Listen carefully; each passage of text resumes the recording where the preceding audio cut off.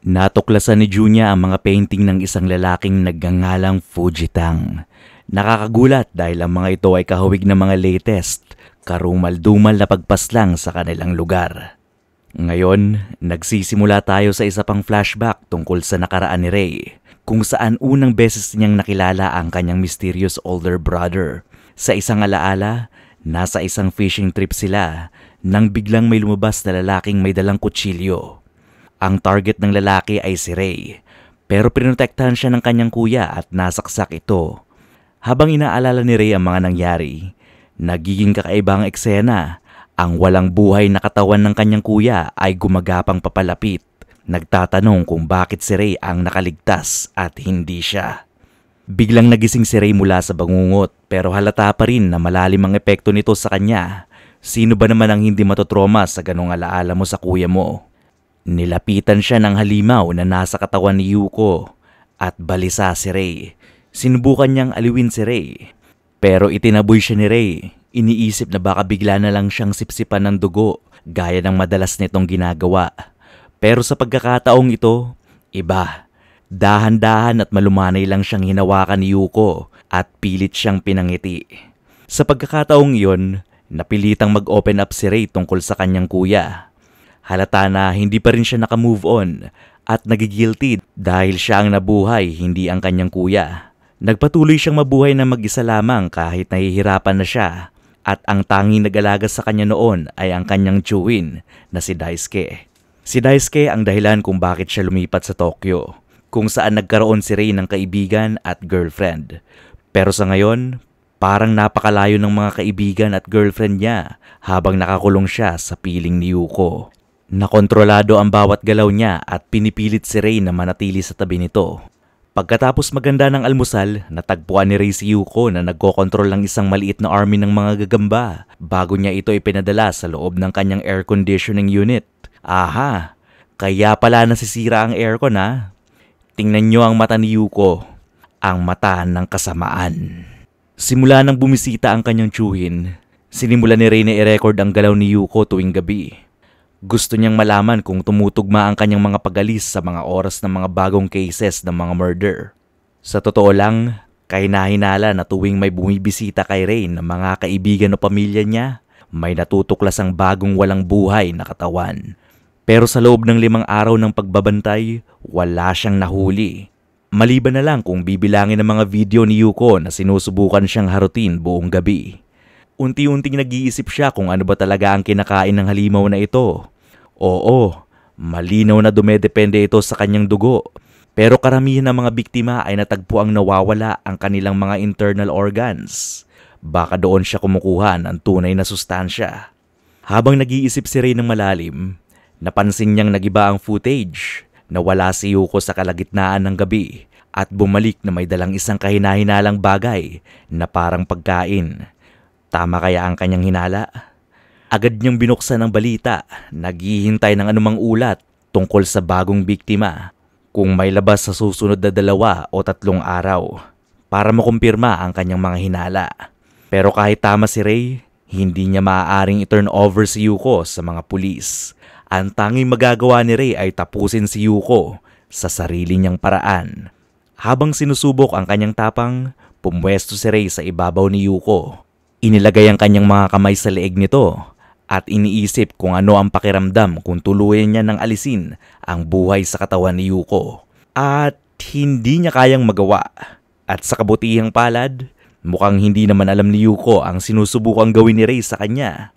Biglang may lumabas na balita sa TV. Iniulat ang pagkamatay ni Akutsu Junya, ang best friend ni Ray.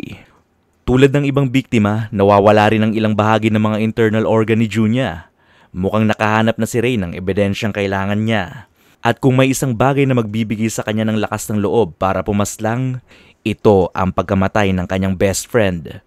Mukhang padark ng padark ang ating kwento mga boss. Pagkatapos marinig ang nakakabiglang balita, nag-flashback ulit si Ray sa isang lunch meal na magkasama sila ni Junya. Naaalala niyang tinanong ni Junya kung bakit ito nakikisama sa isang taong malungkutin at duwag tulad niya. Sinagot siya ni Junya ng isang kaltok sa ulo. Sinabi ni Junya noon na wala naman talagang espesyal na dahilan kung bakit siya nakikisama kay Ray. Dagdag pa niya, hindi dapat base ang pagkakaibigan sa mabubuti o masasamang katangian ng isang tao. Ang alaalang ito ay lalong nagpagalit kay Ray. Sa kasalukuyan, hinarap niya si Yuko. Hinawakan niya sa kwelyo ng kanyang uniform at tinanong kung siya ang pumatay kay Junya. Dahil nga magkaibigan si Ray at Junya, ito ang naiisip ni Ray na reason kung bakit inatake ni Yuko si Junya. At hindi matatanggap ni Ray na posibleng siya naman ang dahilan ng isa pang pagkamatay, tulad na nangyari sa kanyang kapatid. Ibinagsak niya si Yuko sa sahig, pero mukhang hindi nito nauunawaan ang kanyang galit. Sa totoo lang, parang hindi nito naiintindihan ang anumang sinasabi niya. Sa tindi ng galit, tinaas ni Ray ang kamao niya para suntukin si Yuko, pero hindi niya magawang ituloy. Sa isip niya, hindi naman tao si Yuko. Hindi niya rin alam kung nakakaramdam ba ng sakit si Yuko. Mali ang intindi ni Yuko sa sitwasyon. Niyakap niya si Ray, na lalo lang nagpaliyab ng galit nito. Sinigawan niya si Yuko at sinampal bago tuluyang sinuntok sa kanyang tiyan. Napahiga si Yuko sa kama, hawak ang tagiliran niya. Mukhang nasagot ang tanong kung nakakaramdam ba siya ng sakit. Pero kahit na inatake siya ni Ray, inabot pa rin ni Yuko ang kamay nito. Pilit siyang inaabot. Sa pagkakataong ito, hindi na napigilan ni Ray ang sarili. Sumunod ang sunod-sunod na suntok habang gulong-gulo pa rin siya sa paraan ng pagtingin ni Yuko sa kanya. Gamit ang mga inosenteng mata na tilang gustong mapalapit palalo sa kanya. Paulit-ulit niyang pinaaalalahanan ng sarili na halimaw si Yuko, na siya ang pumatay sa kanyang best friend. Pero ang totoo, nasasaktan si Ray sa bawat suntok na binibitawan niya. Matapos ang walang katapusang pagsuntok kay Yuko, nakahandusay si Yuko sa kama, puno ng pasa at duguan. Inilagay ni Ray ang kanyang kamay sa leeg ni Yuko, handa nang tapusin ito. Nang makita niyang may isang luha na dumaloy sa pisngi ni Yuko, napahinto si Ray. Halimaw ba talaga siya kung kaya niyang umiyak? Sinimulan niyang isigaw ang kanyang galit. Pero imbis na patayin si Yuko, naalala niya si Junya. Ang alaala ng kanyang kaibigan ay nagdala ng sakit sa kanyang damdamin at nagsimula siyang umiyak. Sa sandaling iyon, lumapit si Yuko sa kanya at hinalikan siya. Naramdaman ni Ray na walang masamang intensyon ang halik na ito at parang halik ito ng pagmamahal. Pagkatapos, hinawakan ni Yuko ang kanyang mga kamay at ngumiti. Na akala mo ay hindi siya tinangkang paslangin ni Ray kanina lang. Pero lalo pang naging kakaiba ang lahat nang bigla siyang mag-transform sa harapan ni Ray at naglaho siya sa hangin. Ang tanging naiwan lamang ay ang mga dugo sa kama ni Ray. Kinabukasan, nagising si Ray. Inaasahang makikita si Yuko na gumagapang sa kanya gaya ng nakasanayan. Pero wala na si Yuko. At sa unang pagkakataon, sa loob ng maraming araw ay malaya na si Ray na gawin ang kahit anong gusto niya. Pero sa halip na makaramdam ng ginhawa, malungkot si Ray. Patay pa rin ang kanyang best friend at ngayon, litong-lito siya tungkol sa nararamdaman niya para sa babaeng halos pinatay na niya. Ginamit ni Yuko ang kanyang powers para kontrolin si Ray sa napakaraming beses, pero hindi niya ito ginawa sa huli, kahit para pigilan si Ray na bugbugin siya. Hindi ba parang kakaiba yon? Pwede niya kontrolin si Ray, pero pinabayaan niya lang na bugbugin siya. Habang kumakain ng almusal, nakatanggap siya ng tawag mula kay Kyoko. Tinanong nito kung pwede silang magkita ngayong araw. Halatang may mabigat na pinagdadaanan si Kyoko, kaya dali-daling nagbihis si Ray at lumabas ng bahay. Pero natigilan siya nang biglang aminin ni Kyoko ang isang nakakakilabot na bagay na maaaring siya talaga ang pumatay kay Junya. Si Ray ay nasa pintuan ni Shuichi Ritodo, ang artist na gumawa ng mga painting na tinutukoy ni Junya na mas kilala bilang Fujitang. Rewind tayo ng ilang oras sa nakaraan kung bakit napunta si Ray sa bahay ni Fujitang. Matapos sa pagalis ni Ray, tumakbo siya diretso kay Kyoko na ikunento sa kanya ang lahat tungkol sa isang kakaibang lalaki sa klase niya sa sining na gumuguhit ng mga walang buhay na katawan at kung paano natagpuan ni Junya ang mga painting nito sa isang art room. Hiningi ni Junya kay Kyoko ang details ng artist at isang araw, nag-text si Junya sa kanya. Sinasabing pupunta siya sa bahay ni Shuichiro Todo. Idinagdag pa niya na kung sakaling hindi siya makabalik, dapat tumawag agad si Kyoko sa pulis. Agad tumawag si Kyoko sa pulis pero mula noon, wala nang narinig tungkol kay Shuichiro Todo. Walang nahanap na ebidensya ang mga pulis na nag-uugnay sa kanya sa mga nakaraang kaso at walang pruweba na siya ang pumatay kay Junya. Pero si Kyoko ay nakokonsensya pa rin. Iniisip na siya ang dahilan kung bakit napahamak ang kaibigan nila na si Junya. Matapos marinig ang kwento, tinanong ni Ray kung pwedeng makita ang mga painting. Tumanggi si Kyoko sa una, pero sa huli, sinabi niya na tinanggal na ang lahat ng mga painting pagkatapos ng pagkamatay ni Junya. Coincidence? Mukhang hindi. Tinanong ni Ray na i-describe na lang ni Kyoko ang mga paintings na ito. At na-describe naman ni Kyoko ang mga detalye ng bawat isa sa mga murder victims, kahit ang eksaktong posisyon ng kanilang mga katawan. Biglang napagtanto ni Ray ang koneksyon at sinabi niya kay Kyoko na kailangan niyang puntahan ng artist. Pero bago siya umalis, may mahalagang pakiusap si Ray sa kanya. Balik na tayo sa kasalukuyan mga pre. Nakatayo na si Ray sa loob ng bahay ni Shuichiro Todo. Matapos niyang sabihin na interesado siya sa kanyang mga obra na kala mo real fan talaga. Binanggit ni Fujitang si Junya. Sinabi rin ni Junya kay Fujitang na fan din daw siya ng kanyang mga paintings. At sinabi pa niya kay Ray na ang ganda daw ng katawan ni Junya. Pagpasok nila sa private studio ni Todo, tumambad kay Ray ang isang silid na puno ng nakakakilabot na mga art. Mga madugong representasyon ng kamatayan, mga ulo na napugutan, at mga sculptures na sadyang kakaiba at nakakabaliw. Habang umiinom ng tsaa, nagkwento si Fujitang na nakakakilabot at kakaibang pilosopikal na topic about sa explanation ng life at death. Tuloy-tuloy din sa pagsasalita si Fujitang tungkol sa kanyang mga art. Pilit niyang iniiwasan ang mga tanong ni Ray na maaaring magbigay liwanag sa katotohanan sa pagkamatay ni Junya. Habang iniinuman tsaa na inihanda ng artist, nagdesisyon si Ray na itanong ng direkta ang gusto niyang malaman. Ayon kay Fujitang, itinapon na raw niya ang mga painting mula sa art school dahil hindi siya satisfied sa mga ito. Pero agad tinanong ni Ray kung ano ang koneksyon ng mga painting na yon sa kaso ng serial murder cases.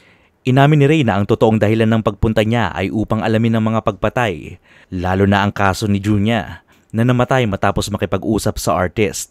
Nagkunwari si Ray na siya ang nakakita sa ikalimang katawan at sinabing may kilala siya sa mga pulis na nagbigay sa kanya ng mga details tungkol sa mga crime scene. Sinubukan ni Fujitang na ipaliwanag na ang kanyang mga painting ay tungkol sa pain and death, kaya raw siguro may pagkakahawig ito sa mga murder case. Bawat painting ay may kanya-kanyang kwento. Napilit ni Fujitang na ipalabas na wala itong kaugnayan sa mga murder case. Pero hindi niya alam na nahuli na siya ni Ray. Kahit hindi nagbibigay si Ray ng mga details tungkol sa crime scenes, somehow alam ni Fujitang kung ano ang nangyari sa crime scenes. At similar na similar ito sa mga paintings ni Fujitang. Masyado nang kahinahinala ito para maging coincidence. Biglang napuno si Ray ng galit. Sinisigawan si Fujitang na tigilan na ang pagpapanggap at diretsahang tanungin kung ano ang ginawa niya kay Junya. Sa halip na ipagtanggol ang sarili o paalisin si Ray sa kanyang bahay gaya ng normal na tao, nagbigay ng warning si Fujitang na hinaan ang kanyang boses. Baka raw aksidente niyang matawag ang isang halimaw. Bigla siyang tumayo at inlantad ang isang bagong painting na katatapos lang niya gawin. At oo, tama ang hinala niyo mga pre. Si Junya ang nasa painting. Walang balat at nakabigti sa leeg. Sorry mga pre, i-blur ko mga ganto baka ayaw ni parang YouTube ito eh. Anyway, check nyo na lang sa manga site kung anong itsura. Napakagrabe ng eksena at si Ray, kawawang kawawa. At halos hindi makapagsalita sa sobrang gulat. Pero sa wakas, nakuha niya ang pruweba. Inamin ni Fujitang ang kanyang role sa mga murder cases.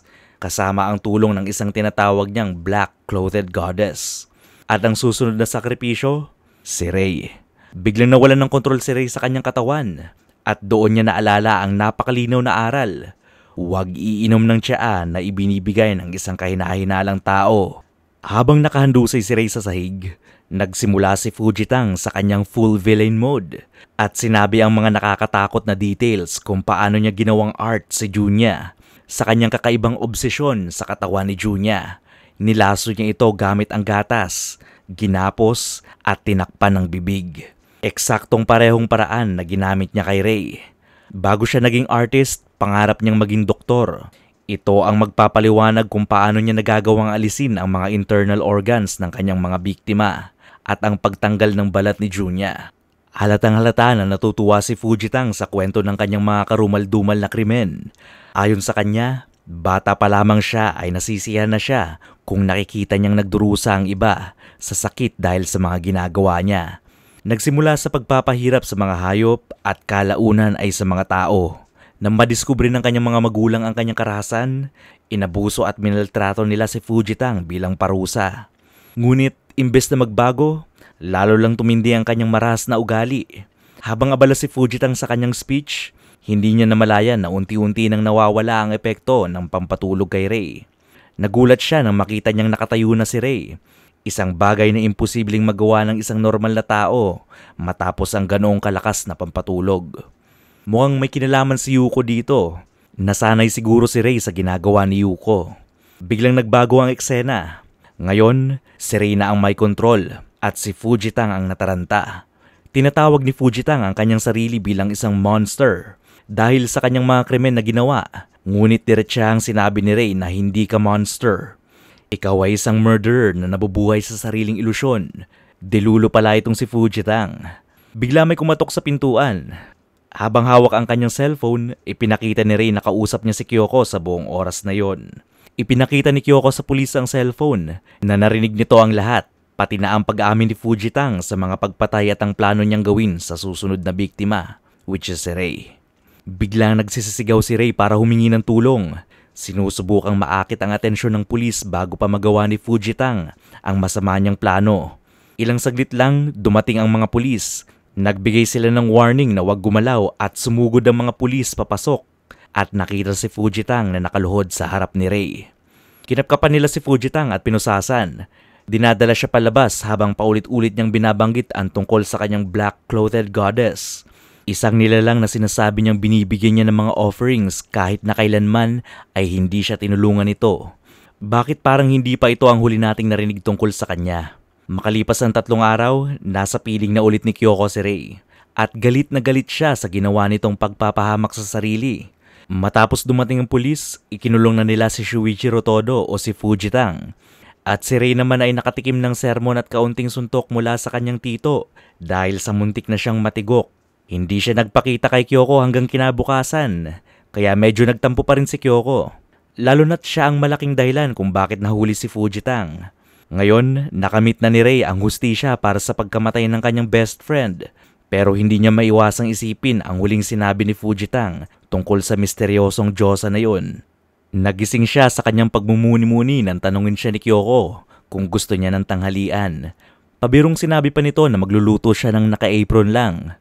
You know, parang bumabalik na sa normal ang lahat. Nag-enjoy sila sa tanghalian kahit na si Ray ay hindi pa rin makaramdam ng panlasa.